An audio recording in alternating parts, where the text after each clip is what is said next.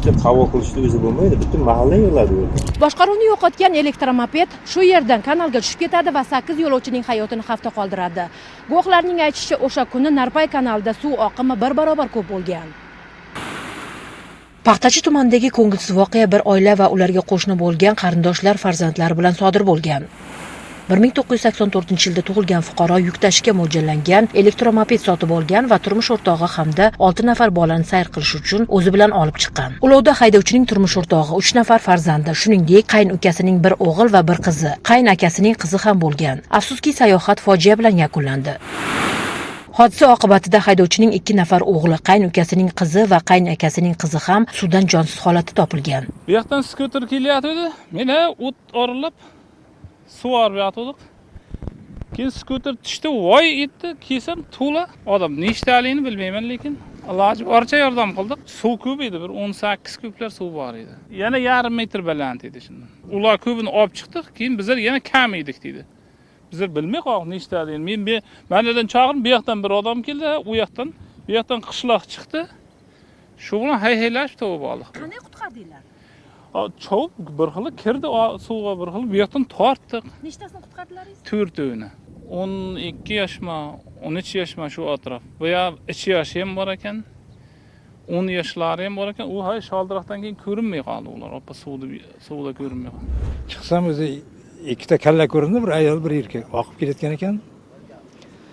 Ayol erkakka bu yoqqa kelib, bellaqqa tortib olaman deganimda, keyin qarasam orqasida yosh 5 yoshlar bola borda, endi bir chiqib, bir tushib kelyapti ekan. Keyin bolaga tashlamdi, bolani olib chiqdim-da. Necha yoshida? Bilmadim endi 5 yoshlar bor, 6 yoshlar bor. Kattalarni kim olib chiqdi? Kattalar keyin sal o'tgandan keyin o'zimiz shu bolalar tortib oldik. 31 may kuni kechki soat 19:00 lar atrofida sodir bo'lgan voqeadan keyin deyarli butun qishloq ahli Narpay kanali bo'yiga yig'ildi. Avvaliga mahalliy aholi haydovchi, uning turmush o'rtog'i va yana 2 kishini suvdan qutqarib qolishgan. Shundan so'ng favqulodda vaziyatlar boshqarmasi qutqaruvchilari hamda qishloq ko'ngillilari qidiruv ishlarini davom ettirgan. Bolalar tun bo'yi suvdan qidirilgan. Soat 7:30 dan keyinroq, shu 7:30-8 atrofi. Odam ko'rinmas. Odam xira paytda. Keyin o'zi panar javob bizlar ko'plar. Joriy yilning 31-may kuni soat 20:25 da Samarqand viloyati favqulodda vaziyatlar boshqarmasiga 112 tizim orqali yuk tashish uchun mo'ljallangan elektromoped haydovchisi boshqaruvni yo'qotishi natijasida unda bo'lgan 8 nafar fuqaro bilan Paxtachi tumani Ukrach mahalla fuqarolar yig'ini hududidan oqib o'tuvchi Narpay kanaliga tushib ketganligi haqida xabar kelib tushgan. Xabarga asosan Favqulodda vaziyatlar vazirligining qutqaruvchilari voqea joyiga yetib borgan vaqtda kanalga tushib ketgan 8 nafar fuqarodan 4 nafari aholi tomonidan qutqarib qolinganligi ma'lum bo'lgan. Shundan so'ng zudlik bilan suvda keng ko'lamli qidiruv-qutqaruv ishlari olib borilgan.